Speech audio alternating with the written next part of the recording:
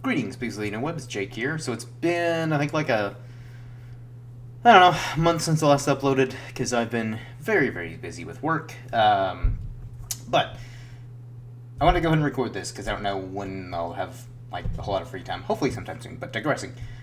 So we're coming up on in 2 months, we're coming up on the 10-year anniversary of The Force Awakens, which is actually pretty crazy to think of. So remember when that teaser first came out and the sheer excitement. And the reason why I'm bringing this up is we're coming up on the 10-year anniversary, and yet no one seems to care. Like, I don't even think Disney, as far as I'm aware, I don't even think Disney are doing like any re releases. Like, if they are, by all means, put in the comment section, but I have not heard anything about any re releases. And you would think that, since Disney have really tried to, make the sequels popular and, try to deceive themselves in thinking that, like, they're, a great continuation of the trilogy. And, if they legitimately think that, good for them. But I think a lot of the fan base will disagree. But, all that to say, I do actually think that is indicative of the quality of the sequels. And reason being is because even Revenge of the Sith got a re-release, I believe it was back in May. It was a very limited run, but I think it made like, I don't know, $15 million for the weekend, or that limited release that was out. And even though I'm one of the people that I do appreciate the prequels, as flawed as they are, I do actually think, one, that Revenge of the Sith, it's a good movie. It's by no means great. It's, not even as good. It's nowhere near as good as, like, the original trilogy, or one of my favorites, Rogue One, which is one of the few good things that's come out of the Disney era, Star Wars. But I still think that is kind of indicative. The fact that they re-release Revenge of the Sith for, like, its 25th anniversary or something like that. I'm sure that that's wrong, but it's like 20-ish something a year. Maybe it's just 20. I don't know. I'm bad at math, but 20-ish. We'll just say. Anniversary, and for a prequel, it made a pretty decent amount of money for like that limited like weekend that it was out. I'm pretty sure it was around like 15, maybe 20 million, something like that. And so you would think with the sequels, because that's kind of been, Disney have really hedged their bets on the sequel trilogy, and understandably so, because they paid over $4 billion for Lucasfilm, which included Star Wars, Indiana Jones, and anything else that Lucasfilm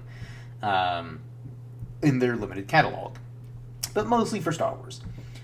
And I'll admit, Force Awakens, I can probably still have fun watching that movie, but it's essentially a retread of the original trilogy, in particular, A New Hope. But the fact that Disney aren't even trying to do any re-releases, to my knowledge, again, let me clarify that, they could be doing very limited releases, or maybe they're doing like wider releases, and I've been so busy I haven't heard about it. But to my knowledge, I don't think Disney are doing any kind of re-releases. I don't even think they're really talking a whole lot about it, like trying to hype it up and, basically be like, oh, hey, 10 years coming up, why don't you watch it on Disney Plus, or why don't you, if you got it on Blu-ray or digital or whatever, like, fire it up and watch it for the 10th anniversary.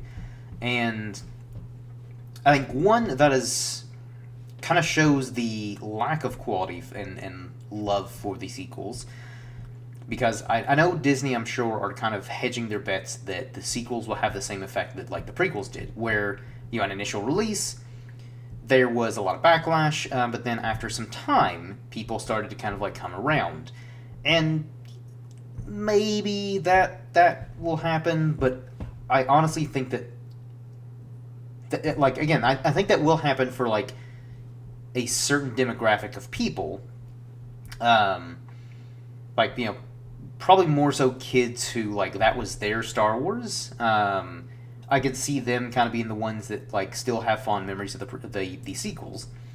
But I just don't see the sequel trilogy having the same effect the prequels did, because as flawed as the prequels are, there is a really good story in there. There's consistency, because, it was all written and directed by the same guy, George Lucas. Unlike the sequels, where there was really no plan in motion, it was just kind of like, hey, you get a film, you get a film, you get a film. Actually, you don't get a film, you're fired. But, JJ, you can come back and get a film. And the fact that they really didn't allow a whole lot of time for preparation, like what they should have done with all the other Star Wars films, is given, 3 years in between each movie, so that way you continue to build that success, or the anticipation. And also that would have given them more time to kind of adjust. So all the criticisms and stuff like that from The Force Awakens, that would have given time for, theoretically, Rian Johnson to adjust. Now, whether he actually would have, I don't know. And I'm not going to bash Rian Johnson. I do think he's a talented writer and filmmaker. I just do not think he was right for Star Wars. But digressing. In theory, that still should have given any director, whoever they got, even pulling JJ in last minute for The Rise of Skywalker, again, if they had that 3-year gap, that would have given him more time to really not make such a shitty movie. Probably. Hopefully. But instead, Disney were adamant about, basically a movie each year, because they were trying to capture that Marvel success. Because, Marvel at this point was still like this juggernaut, where they were just, every single movie was just either making a crap ton of money, they were critically, beloved by, fans and audiences, or a combination of the three, where, critics, audiences liked them, they were making a crap ton of money, and I understand them wanting to capture that business model, but I don't think every franchise needs to be that Marvel formula, and I think that's also why that's a whole other thing. But... And Disney could have still done, their anthology movies in between that 3-year gap. Say, if they still wanted to do, a movie a year, that's where they could have done those anthology movies. But I also do think that, now that we're coming up on 10 years, it's so strange to me, going from such a huge fan of Star Wars, and even after, The Force Awakens and then Rogue One, I was like, man, Disney give me, a Star Wars movie, every day of the week, or well, okay, that's maybe a bit of an exaggeration, but multiple times a year, or once a month at the time, because all the excitement. I was like, Disney could give a Star Wars movie, every month of the year, and I'd be all for it. And yet now I'm kind of like, Star Wars just needs to die for a while, and let the bad taste in people's mouth from the sequels, kind of just let that go away, and, again, once more, try to build up that fan anticipation for the next movie, the next TV show. But I think movie would be the way to go, because even TV, they've kind of shit the bed, where they started off so strong with The Mandalorian, and it kind of won me back with Star Wars, because after Rise of Skywalker, I was like, I think I'm done with Star Wars for a while. But then they just kept making more garbage, except for Andor. Andor is incredible, and I love the fact that show got made.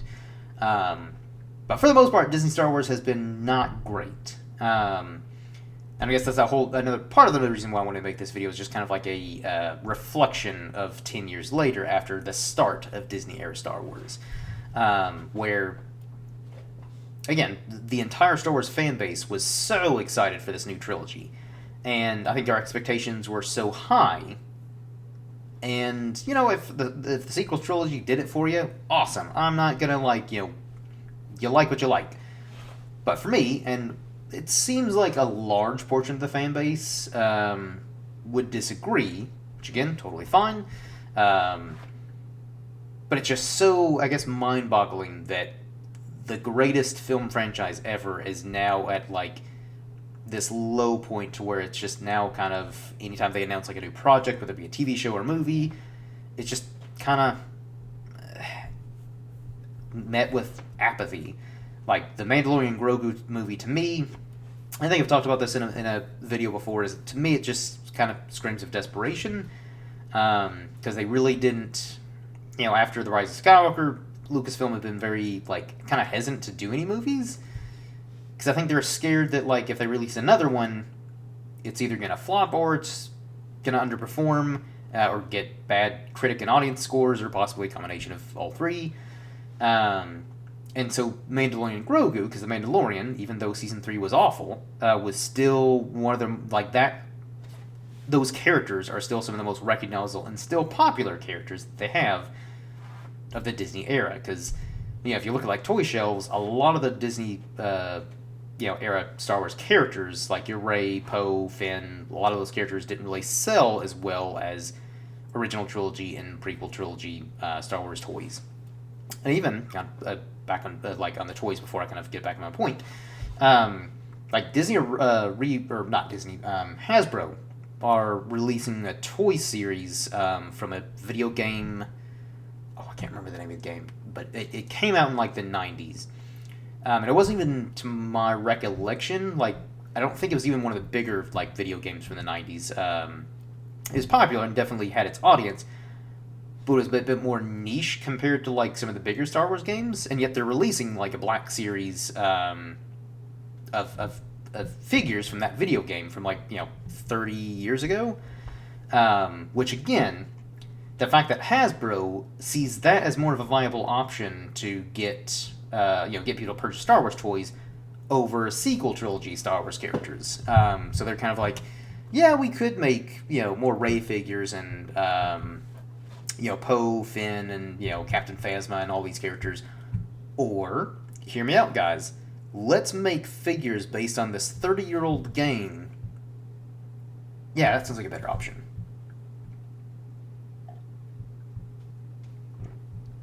Which I think should be a little embarrassing for Disney.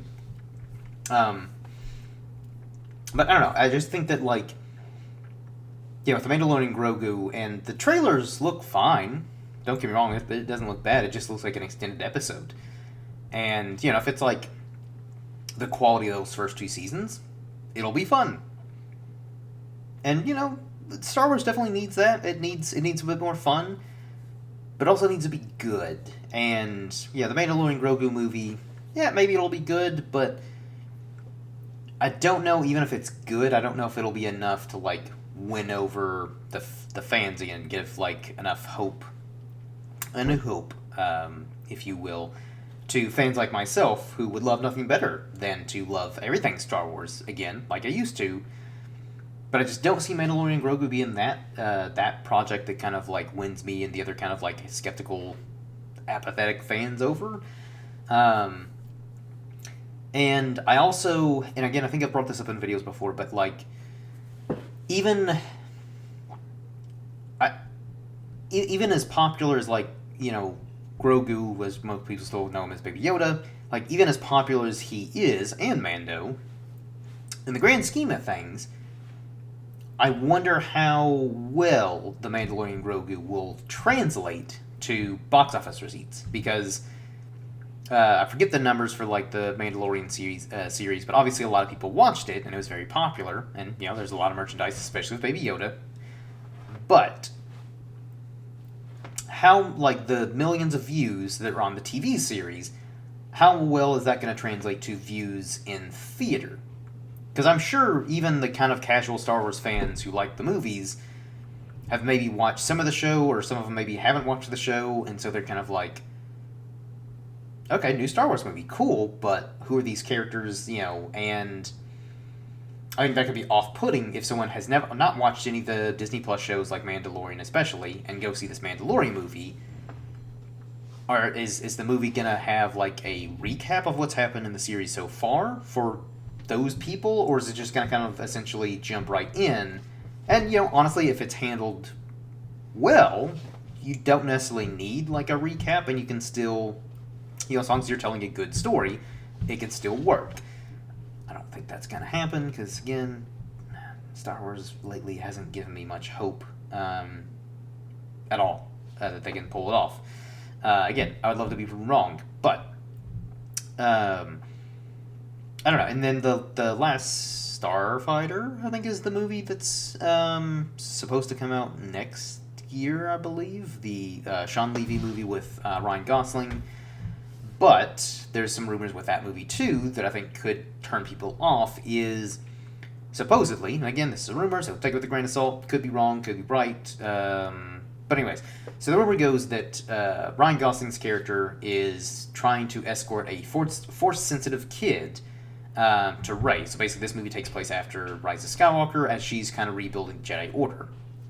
So I guess in of itself, that story could work, but seeing as how Rey is kind of a divisive character,